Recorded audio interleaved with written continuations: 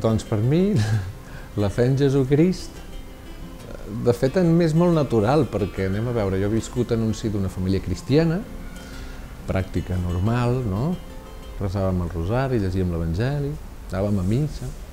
Alguna vegada no teníem ganes d'anar a missa i aleshores cap a missa tots, 5 germans, molt bé, d'una manera molt natural. De tal manera que als 13 anys vaig decidir entrar al seminari amb la idea que un pot tenir els 13 anys. I que és una idea diferent de la d'ara, però bueno, no vol dir que sigui una idea immadura, perquè també cada edat té la seva cosa, no?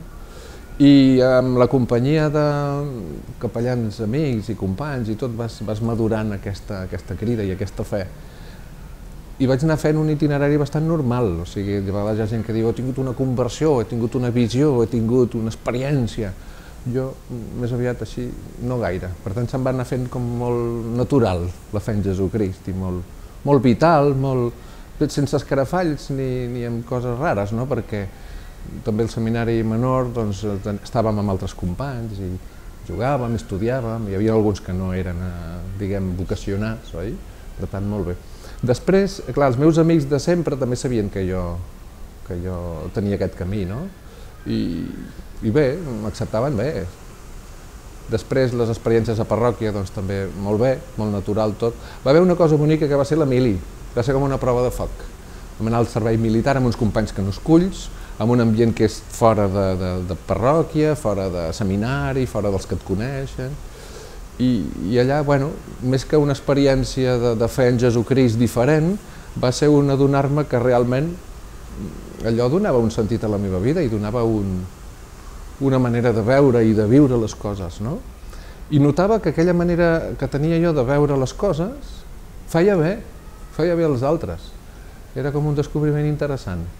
Clar, havia gent que tenia la vida pròpia de la seva història, no? I venien a preguntar i deien, bueno, i això com ho veus, i això com ho vius, i tu quin consell em donaries? I a mi em sorprenia molt, perquè jo pensava que cadascú ja vivia la seva vida una mica així, i tenien ganes, no? Clar, jo evidentment els hi parlava de Jesucrist i de l'Evangeli, de les coses, home, no així de vegades, pum, però els continguts hi eren, no? I de vegades havia un aprofundiment, no?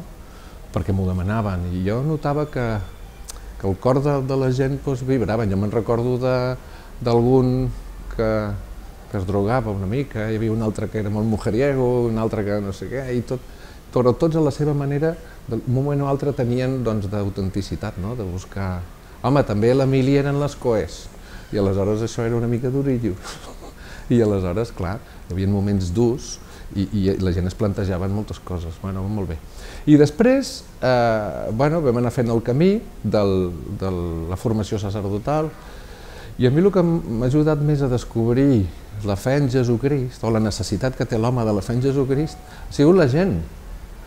Perquè, clar, evidentment, al moment que t'ordenen, doncs el bisbe posa a les teves mans una sèrie de dons, els sagraments i una sèrie d'expectatives que té la gent del que és un capellà, una persona de consell, de companyia, una persona que està allà, que t'escolta, que té alguna cosa a dir-te si la demanes, o que... És molt interessant.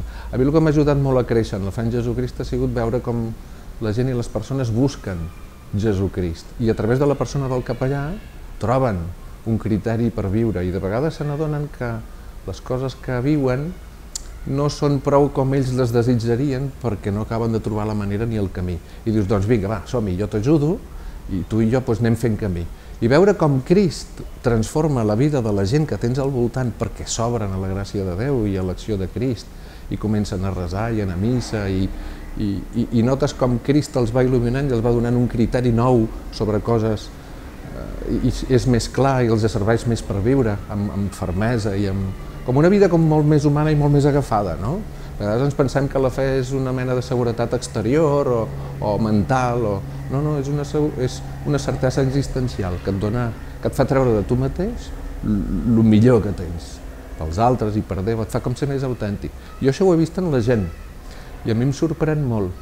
I aleshores la meva experiència de la fe és aquesta, és com si Déu a través de l'Església em travessa a mi i fa el que vol en la gent que tenen al voltant, que el necessiten i que el busquen.